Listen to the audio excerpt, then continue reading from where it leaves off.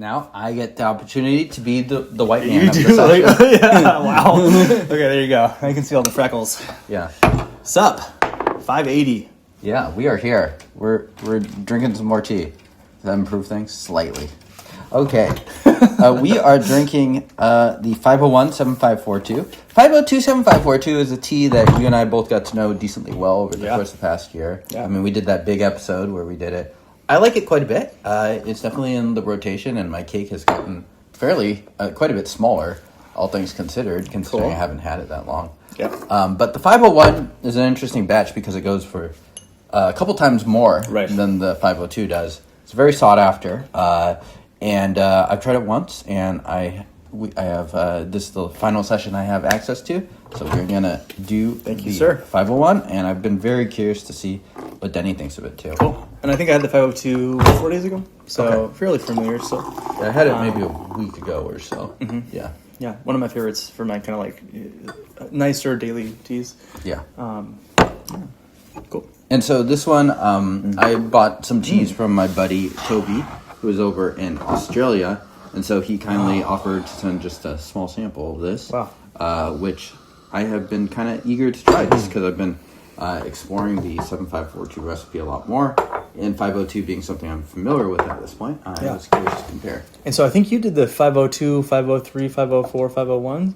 Did you do all four of them? I have, I've done a 504. I have not done a 503. Okay. Not heard much about that batch. Okay. Yeah, I just remember from the my.tdb.org website page. Follow James on /drinkers/James. Anyway. Yeah. Do it. This does smell like 7542 to me. Stronger. The nose on it really pungent and delicious, so I'm looking forward to getting into this one. Yeah, and Toby has had this, I believe, for almost a decade, so he's in Australia. So definitely going to be sort of similar to here in terms of like quite dry, slowed down. But it did spend time. He didn't even remember if he got it from the mainland or Taiwan. Okay. So it spent time in one of those, and that's probably where the good bulk of the aging has happened. Gotcha. And it looks a little light, but I want to play it a little slow and see how this develops. Yeah, totally. You know, looking at the actual color of the leaves themselves, you can still see a little bit of green. Yeah. Oh, man. Really lovely. Almost a cinnamon apple pie smell to it. And then, of course, all your classic wood and plum and stuff. Get that back in there. Yeah. Heck yeah. Come on, man. All right. Cheerio. Thanks, Toby.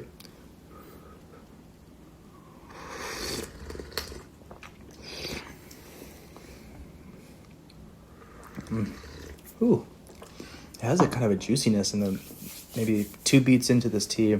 Not sour, but kind of like a fruit sweet juiciness. Really nice.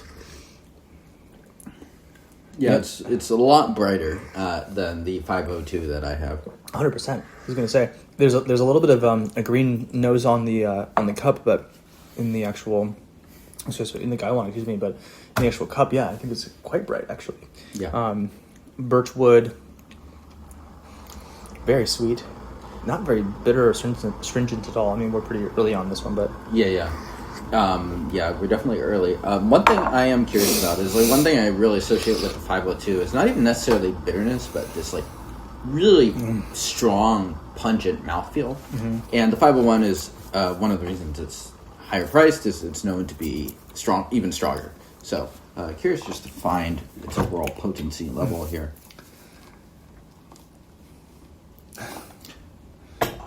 I'm thinking back to the Steam Milk Blinded 7542 blind we did last year compared to something like this. It's just so approachable and sweet compared to some of those teas that were so funky and intense. Don't speak too soon. Okay, good. We're getting looking a lot darker for sure.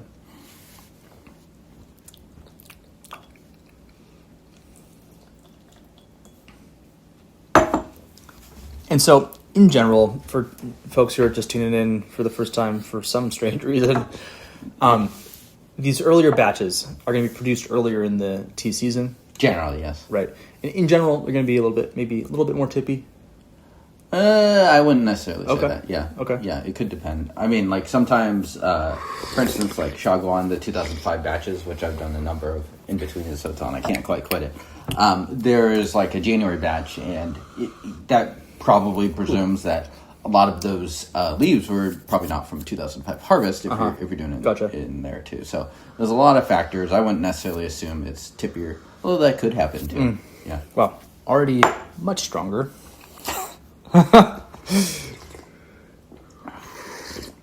Nice body. It's really thickened up.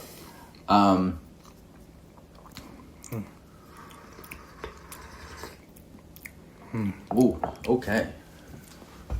It's nice. You know, the one of my favorite attributes of great teas is that I feel like I think of it or experience a visual register of intensities of flavors and stuff. And I think some of the best teas, as you're drinking them, there's a dynamic change in the actual size of the register itself. It's like there's even more sub notches of high and low, and it just kind of expands itself. You can use the word expansive for that, but this, wow, it is strong. It is strong, and it's getting far more expansive already. I'm getting notes of tropical fruit and stuff like that out of this. Definitely like a nice brightness. For me, at least, the pungency of the mouthfeel is now really starting to remind me of 502 quite a bit. Yeah. Yeah. Intense. There's a it's not sour, but a kind of slightly tart. It's not even astringent yet, at least, but something kind of. You mentioned tropical fruit, and almost like how passion fruit can have kind of a so acidic tartness to it. Yeah, no, I definitely could get it veering towards that tart category. Yeah. Yeah. So just in terms of parameters, what do we got here? I'm using about 5.2 grams for 75 milliliters. A little high for my side, but I know Denny likes his tea strong, so Yeah. I'm not holding back here. Yeah, I'd rather overdo it, I think, most of the time. Most of the time. There's obviously a breaking point. For sure, Yeah. sure. You can always pull leaf, but 15 grams for 75 milliliters. yeah, that'd be wow, really strong. So when we think of strength too, sometimes it's easy to think, oh, strong means bitter. It's not that it's so bitter; it's bitter, but it's just the whole profile is the volume of it is turned up, really active in the mouth. Is this tea bitter for you? A little bit. Okay. Yeah. I'm curious if your bitterness meter got kind of reset going. It probably did. Yeah. Yeah. Because I remember you weren't tasting many things as bitter in December, January range. Using the app, I've tried to actually be more realistic about what it is instead of just because giving all tea a 2 out of 10 for bitter is not fair to other people who look to get some reasonable information. So no, this is it's definitely bitter. Okay. So but I think maybe even more bitter or more astringent than bitter, maybe a little bit. I agree. I think it's more astringent than bitter. It's interesting because my 7x502, I feel like Denny's and mine are a little bit different. Denny's maintains a bit more brightness, and I get a little bit of fruit from yours when I've had it, but mine is very little fruit. It's straight woody. And this one has, because of the storage, I think, predominantly, it leans, its palate is much, much brighter. Yeah. And there is a nice expansiveness to just the taste of this. You're just feeling energy in my cheeks, kind of a flushing thing, and then just kind of going down the back of my neck. Really amazing. This is quite fun. Yeah. Ooh, okay. I think the steep's even stronger, so. Ooh! I'm getting a little bit now of that cinnamon pie thing. Ooh, it's stronger for sure. Yeah. Ooh. This steep is pretty astringent, I gotta say. But it converts very quickly to sweetness. I'm just gonna knock off the mom test right now and be like, no. 501-7542, not for you, Mom. Sorry. I've been able to brew the 502 in a way that actually my wife has enjoyed. So much of it is storage, though. Yeah. It's true. Yeah. Yeah. It's like if this had the same storage that the 502 had, it would be a very different place. Ooh. But, yeah. But you're sorry, I interrupted. No, all good. You're, You can kind of massage many of these teas in a way to figure out how to brew them for someone. But are we gonna Pooners? Are we gonna enjoy it? Not as much. Wow. do you think something like the 5? Oh, go ahead. Sorry, I just was like, yeah, like lights happening and stuff. Very, yeah. Go ahead. I was gonna say, do you think something like the 502 is more accessible, or something like the Yayan to normal folk out there? I think the Yayan is so different than what people think of when they think of tea. Yeah. The plummy woodiness of the 502, if brewed with a light hand, is something that I think people could be like, oh, okay, I kind of get it. Yeah. Wow, this is just, my cheeks now. Is it like the smoke? Yeah, a little bit. Okay. Yeah, I think so. Do you feel the This brewing same way character. about like that kind of like double iron too? Oh, yeah. Okay. Yeah, even the Iron Cake has a kind of just intensity in that sort of terpene pine resin thing that Sure. I think for the average person who's never had tea before, they're just like, what the heck? Yeah. So, yeah. All right. Steeping four. Yeah. Mayonnaise James and Denny are back. What up? Whew. Yes. Oh, yeah. Very strong. We're just up on Stevie number 4. Oh my god, very energizing. I'm feeling kind of like high, almost like kind of, frankly, kind of like a lightheadedness in the back of my eyes, kind of energy thing. And yeah, I think my buddy John would actually really enjoy this one. He's a bit more of a physical feeling tea vibe guy as opposed to like flavor notes. Okay. Which it's all groovy in my book.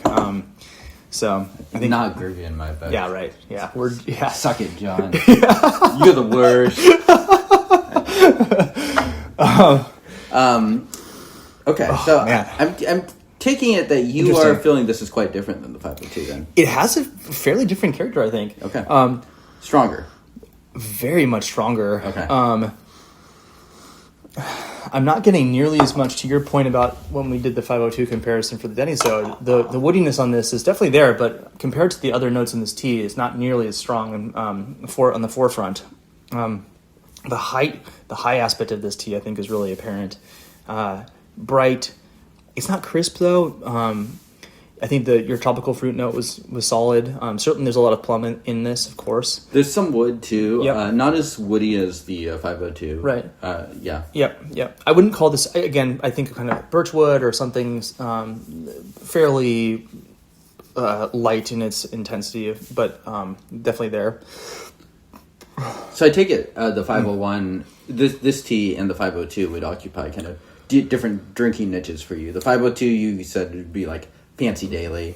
501 real treat. Maybe okay. Yeah, I think so. Yeah. One you really need to pay attention to. I can kind of ditch a 502 and be like, yeah, okay, whatever.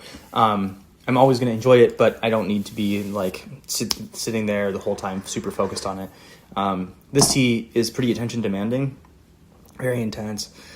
Just not a tea that I mean, we are brewing it with a pretty good leaf to water ratio, but even then, pretty intense, pretty hard to ignore. I think this latest steep is the most bitter. Okay, here we go.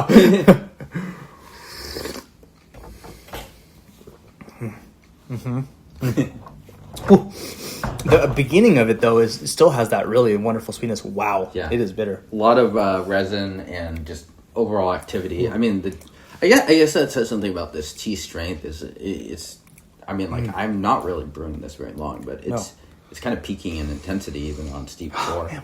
You know, that like kind of cinnamon green apple pie thing is very much on the nose. I'm not getting it nearly as much. It's much more fruity and kind of tropical in the mouth. But I'm noticing that a lot. Really nice. What do you think in terms of the basic kind of green profile of this tea?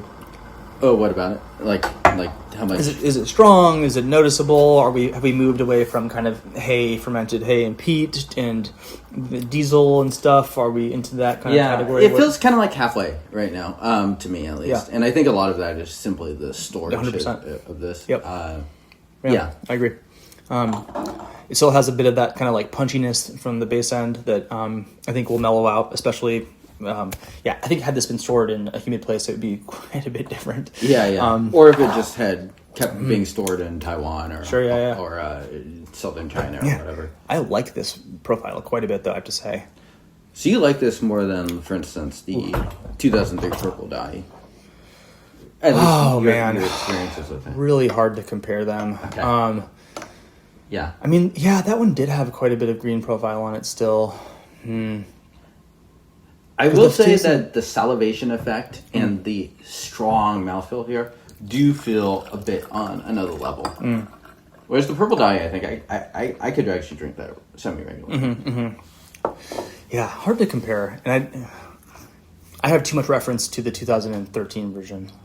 Or is it 15? 2013. You're talking about the 2015 Purple? The 2015. Yeah. Which I guess is not the same comparison, really. So I'm kind of thinking about tea more than anything. Yeah. I certainly know I am enjoying this. Yeah. I'm going to get back in here. Just in terms of the actual color of the leaves, too. I mean, still fairly green. Yep. Yeah. So storage definitely playing a pretty big role. I think certainly when we talk about like kind of the overall palette that we're dealing with, especially like the higher notes and stuff, I think that's something that the storage is doing most of the heavy lifting on rather than the base material. I'm feeling really in the nose. In the Guy one, I'm really noticing the poor material itself, the kind of green character in the cup, not quite as much. Look at how dark it is, yeah. Do you get like kind of faded grassy notes in this even? Let me dive back in. I would say I don't get quite grassy notes, but I get what I suspect used to be grassy notes here. Yeah, no, I can definitely see that. I think it's more on that kind of grassy hay side than like peaty necessarily. So not as smoky. No, yeah, exactly, because that's exactly what I was going to say. That kind of like peaty to smoky thing that happens in a lot of Boulong is not here. Yeah. It's more, kind of grassy that ends up becoming kind of birchwood. Wow, it's strong. It's strong. Yeah. Whew. So, welcome back to TDB, boys. Yeah. Hell yeah, brother. A tea like this, especially with these parameters, how long would this brew out? I mean, it's going pretty strong right now. I don't know, 10? Yeah. Yeah? I would say so. Should we keep going? Yeah. Okay. I'm here to get lit, brother. Yeah, really good. And so these are kind of teas, especially for me, one of the aspects of these teas that are so fun is the dynamic changes from kind of the first two steepings, the chunky middle, and then the intensity that I think we're probably both experiencing now, slowly fading into creating more space for the kind of those other notes to come back. And so I enjoy the kind of late steep teas where they really show up in those late steeps and they really do change. And that's what I think one of the kind of telltale signs of a really high quality tea is. It's just that, yeah, there's a lot there still. Doesn't mean you can't enjoy those teas that kind of are done at steeping 6, but something like this, the transformation is really pretty lovely. Ooh, I'm definitely feeling the energy. And now just like deep. It's not the most oily. No, and the body isn't even that big. It's just very active in the mouth. Yeah, like a lot of just complex aftertaste. Yeah, very sensory. One of the notes I experienced with Max was we were filming outside and there was like the wind going through the leaves of the trees around us and like birds and like chickens, literally like chickens close by us and stuff, and it was like loud. But when we switched from the Louis Bao to the Shang tea, just like all of it went away. And I think one of the cool things about tea is that, at least for me, some of these really nice teas, it's just like everything disappears around me and I'm just like subsumed by. So the chickens just effed off because you were like, these guys are drinking this nice let's DTFO or those chickens, man, they were great. All right. Okay. Cheers. Cheers.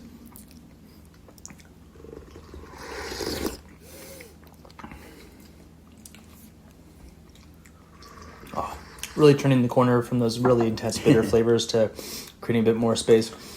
I feel like this tastes really, really classical right now. Like heavy in the resin, heavy in the pine. Yeah. A bit of that kind of wood hay thing going on. If I had this right now and were to judge, I would definitely say this is significantly younger. But it's having such a strong impact on the palate. It is, I don't know. It's interesting because it's strong in Not every way, but strong in very particular ways. I agree with the resin at this point too. Yeah, really nice. We'll do one last one. Okay, I know. You can take it. Okay, it'll be fine. Then he lost his edge in Hawaii, I think. Damn it. No, this is strong stuff. See, this is why I wanted to have it with Denny. Is when I had this before, I was like, I think it's a fair bit stronger than the. I think it's a bit stronger, but I wasn't sure how much. So that's why it's like really valuable. It is significantly stronger To have tea with kind of other people and stuff, and lets you kind of discuss it. Yeah. And you could really, if you wanted to, overbrew 502 and make it strong, but it would taste bad. This tastes good and strong. There's a difference. Yeah. You know, I think you're brewing it beautifully, and even these primers for me, I like it. It would be, to your point about the mom test, definitely not. I think the way to do this for someone who's just getting into tea. Yeah, probably wouldn't be a tea you'd be bringing on to a session with a friend, but perhaps to a war. Yeah, like that for a segue. The war test has been brought to you by a can of beets. Oh man, really active still. Yeah, I'm definitely tasting, to James's point about this profile. It is strong, and you are tasting the strength of this profile. Those small leaves. This is the last tea of the day for us, so I mean, no surprise. I think it'd be very difficult to. You'd have to change direction completely after something like this. 100%. Yeah, following up something like this would be challenging for sure. Yeah. All right. Sure. Yeah.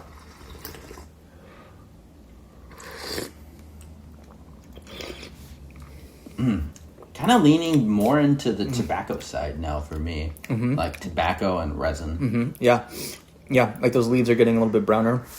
The sweetness at the very front of this is really lovely. Again, it's maintained itself there.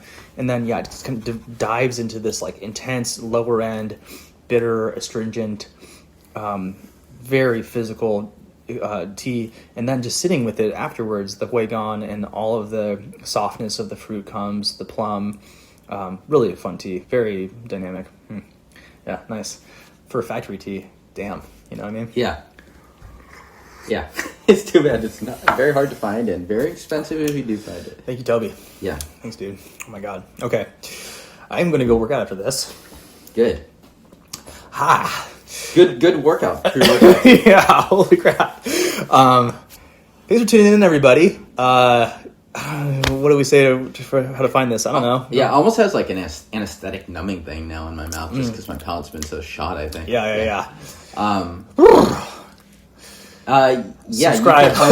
Click stuff. If you find 502-7542, that's a good tea too. So we'll get yourself on the Discord group by Vibes. Join the cult.